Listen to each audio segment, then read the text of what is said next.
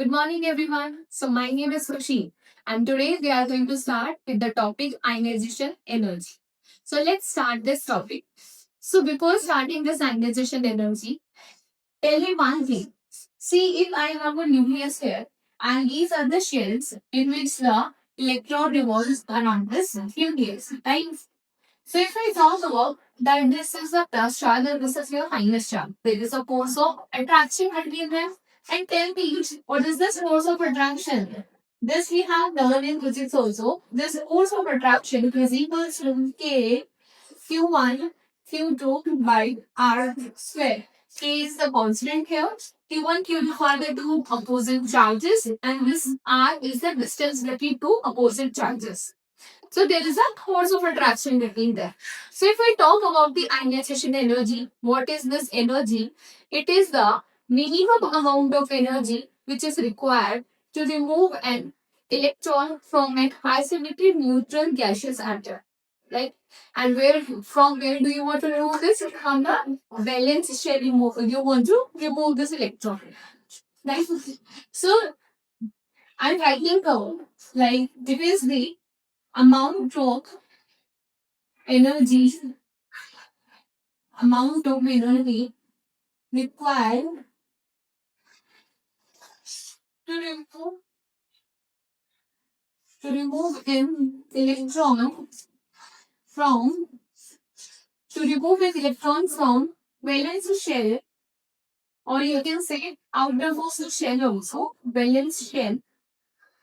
Remove an electron from valence shell of an isolated neutral gaseous atom. Now see, we have to focus on these words also. Isolated neutral gaseous atom. Why we want to make isolated neutral gaseous atom? Because we know that if we will take the solid atom in the solid state, so there is a very less space between them. Spacing between them is very less. If I talk about the liquid state, slightly space between them.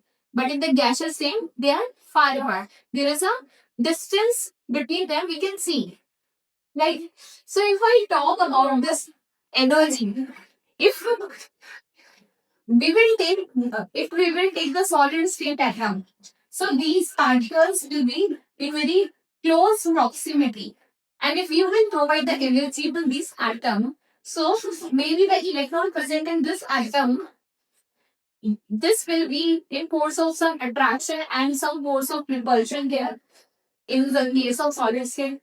But so that's why we are taking the gaseous state delta. Right? Gaseous state delta by so that it is away from your some kind of force of attraction and some kind of force of repulsion. So we are taking the gaseous atom here. It should be away.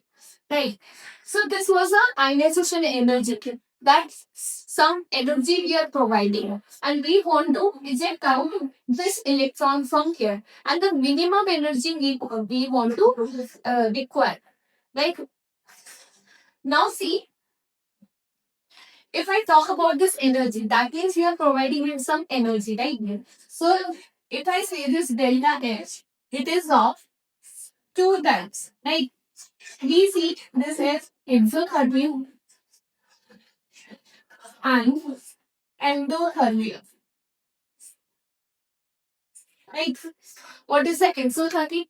In which some amount of energy is released. Some amount of energy is released, and in case of endothermic, some amount of energy is absorbed there. Right? So I can write here that energy is released. And if energy is releasing, I can say that this is your minus, or it will be a negative value. And if it is your endothermic, that means energy is absorbed. As the value will be positive. Right? So delta H here saying that if some amount of energy is releasing there, so it will be exothermic, and if some amount of energy is absorbed, that is it will be a positive value. So in case of ionization energy, we can say that since you are providing it some energy is absorbing there, atom is absorbing some amount of energy. And if it is absorbing some energy, only then your electron will eject out from your valence shell. Right? So we can say that your ionization energy, it will always be a positive value because you are providing it some energy, right? So your ionization energy will always be your positive value. This will be always, right? So if I talk about the units, so we can tell if it is 1 electron volt, then you can convert it 1.03 to 10 power minus 19 joule. And if it is in 1 electron volt per atom, then this value will be 96 kilojoule per mole. So these two values will be very important for your calculation purpose. Right? Next, I can start with now the successive ionization energy. Let us see. The next thing is the successive ionization energy. So if I talk about the successive ionization energy, let us consider we have one atom, one gaseous atom, and we are providing it some energy and it is converting to your N plus and your electron has been ejected out from here. Right? Suppose you have provided the ionization energy 1. Right? Suppose you have this N plus again and you want to eject out one more electron from here. So one again it will be counted to positive because one electron is ejected out from here. It will become N2 plus, right? And this will be your ionization energy 2. Fine. Suppose if I want to eject out one more electron from here, 3 plus, sorry, from this 2 plus, you are ejecting out one more electron. And then when you turn 3 plus now, it is your ionization energy 3. Let us see again free on. So see, it was in some kind of force of attraction here.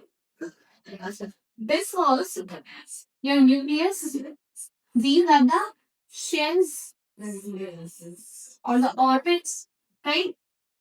So here it was ionization energy 1 when you were ejecting out this electron. Now suppose here are the more electron here and you want to eject out these electrons. But this nucleus is in force of attraction between with these electrons, right? This nucleus is holding these electrons. It is pulling these electrons towards itself, right? So now I can say that you want to you have already taken out this electron purpose and you have find out suppose your N2 plus, right? Now you want to eject out this electron from here also, right? So you will have to provide very large amount of energy. Only then you can take out this electron from here because this nucleus is holding all these electrons very tightly towards itself. So you will have to provide more amount of energy. So I can say in 1 and 2, this 2 energy, ionization energy 2 will be more than the first one, right? Now suppose you have already taken out this. Now suppose you want to take out this electron again from your N2 plus or suppose from your N3 plus, you want to take it out. So you will have to apply now more amount of energy to eject out this electron from here. So therefore, I can say that ionization energy third will be more than your ionization energy 2 than your first one. This you call as your successive ionization energy. As you will go on to the further states, so you will have to provide more amount of energy. Only then you get eject out this electron pumping valence shell from an isolated neutral gaseous atom. Right? So this was the basic introduction for the ionization energy. After this, we have the factors on which your ionization energy depends. So that we will see in the next video. Hope you all got this video. Thank you so much.